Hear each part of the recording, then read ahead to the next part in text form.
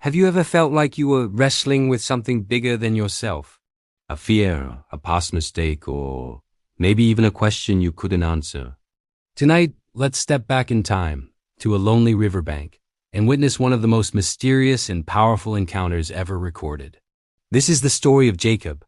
For 20 long years, he's been away from home, building a family, gathering wealth. But now, he's on his way back. And standing between him and his homeland is his estranged brother Esau, the same brother he deceived years ago, the brother who once swore to end him. Fear is a cold companion, and for Jacob, it's gripping his heart. He knows Esau is coming to meet him, and he's not alone. He has 400 men with him. Is this a welcoming party or an army of revenge? Jacob, a master strategist, divides his family and his flocks into two groups. His logic is grim but practical. If Esau attacks one, perhaps the other can escape. He spends the day in frantic preparation, sending wave after wave of extravagant gifts ahead of him, droves of goats, camels, cattle, and donkeys. He hopes to appease his brother's anger, to buy his forgiveness. He prays a desperate, heartfelt prayer to the God of his fathers, Abraham and Isaac, acknowledging his unworthiness and pleading for deliverance. As twilight deepens, he sends his 2 wives, his 2 female servants, and his 11 sons across the ford of the river Jabbok. He watches until the last of his family is safely on the other side. Now, he is utterly alone. The gifts are gone. His family is gone. It's just Jacob, the darkness and the churning waters of the Jabbok, a name that means emptying. Here, in this place of emptying, Jacob is stripped of all his possessions, his plans, and his people. He has nothing left to rely on but himself, or so he thinks. And it's here, in the deep solitude of the night, that the story takes an unbelievable turn. Suddenly, a man appears out of the shadows. We aren't told who he is or where he came from. He's simply there. And he begins to wrestle with Jacob. This isn't a brief scuffle. It's an all-night, relentless struggle. 2 figures locked in combat from dusk until the first hint of dawn. Jacob, the supplanter, the heel grabber, who has spent his entire life striving and scheming, is now in the fight of his life. He wrestles with the same tenacity he's shown his whole life, refusing to be overcome. As the sky begins to lighten, the mysterious man sees that he cannot overpower Jacob. In a moment of supernatural power, he simply touches the hollow of Jacob's thigh, and the joint is instantly put out of place. Jacob is crippled, his source of physical strength broken. The fight should be over. But Jacob, even in his pain and weakness, does not let go.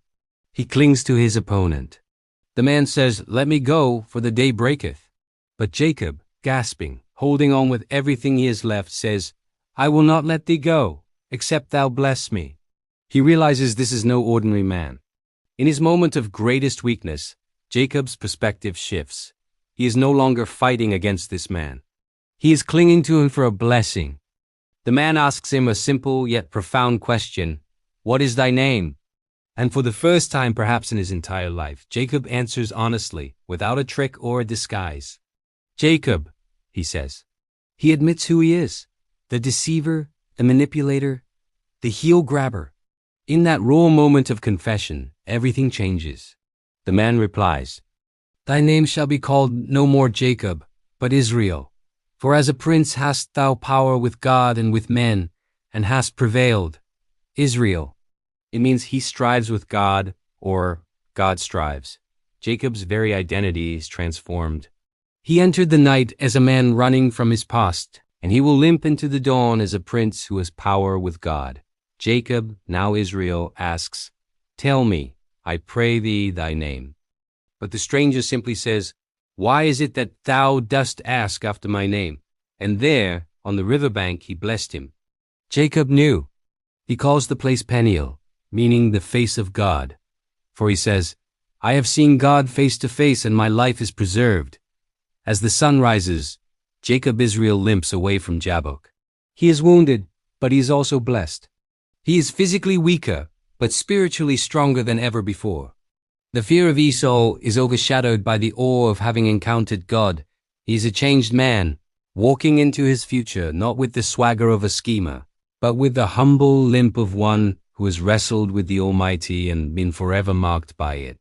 His story reminds us that sometimes our greatest breakthroughs happen in our darkest nights, in our loneliest places.